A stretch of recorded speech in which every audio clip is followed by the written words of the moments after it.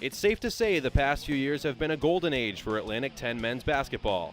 The conference has increased its NCAA Tournament berths in 4 consecutive seasons, culminating with a league record 6 bids in 2014. I think the profile has exploded with the success of the teams during the regular season and then obviously in the tournament. I think we're getting the respect we deserve now from the media, from our fans, and from college basketball fans. So the A-10 is no secret anymore. It's a top 6 conference year in, year out. People realize how good the A-10 is, and they said, well, hell, after 6 teams getting to the tournament last year and then the runs the teams have gone on over the last few years, basketball people do. With teams leaving it, everyone was concerned, oh, will the A-10 dip?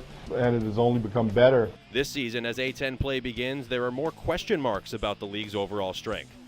With many of last year's top players having graduated, and with teams failing to collect as many signature non-conference victories as they had in recent seasons, some are wondering if the conference is experiencing a rebuilding year. The coaches, however, are not buying that sentiment. Our league is probably scheduled as tough as it's ever scheduled. I know firsthand that that's the case.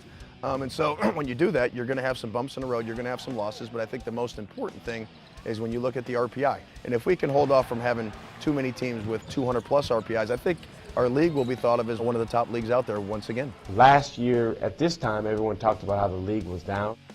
And then all the league did was get 6 teams in the NCAA tournament and have a team like Dayton go on an unbelievable run like they did. We lost a lot of players due to graduation, but I do think there's a lot of really good young talent in the league. When you look at guys like E.C. Matthews, DeAndre Bembry, I think there's a lot of really good players that are going to make this league continue to go. For the second season in a row, Coach Shaka Smart's VCU Rams were selected as the preseason A-10 favorite. The Rams, who finished as league runner-up in 2014, went 10-3 in non-conference play with wins in their final 5 contests. We went through it last year. I think anytime you have that experience, it's something that can help you. Our players are smart enough to understand what happens in the preseason in terms of prognostications really doesn't matter. We've got to go out and earn anything that we want to get.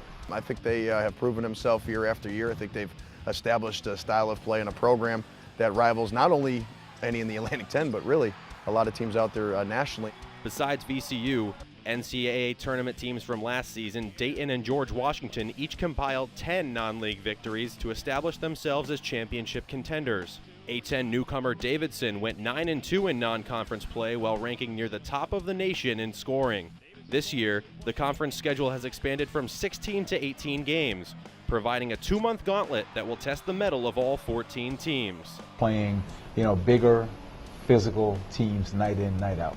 I used to tell people when I was in the ACC, what you don't understand is what the cumulative toll, what it takes on your team as you go through the season. You're playing St. Louis, you're playing UMass, you're playing VCU, you're playing, just big physical pounding teams. And then on top of that, oh, by the way, they're pretty good basketball players as well. UMass was picked 4th in the A-10 preseason poll.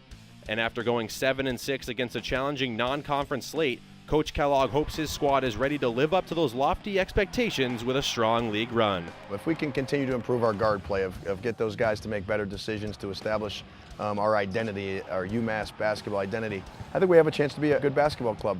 But once again, you're in one of the top leagues in the country, and to get in that top 3, 4, and 5 is pretty difficult. For UMass Sports Insider, I'm Joe Duty.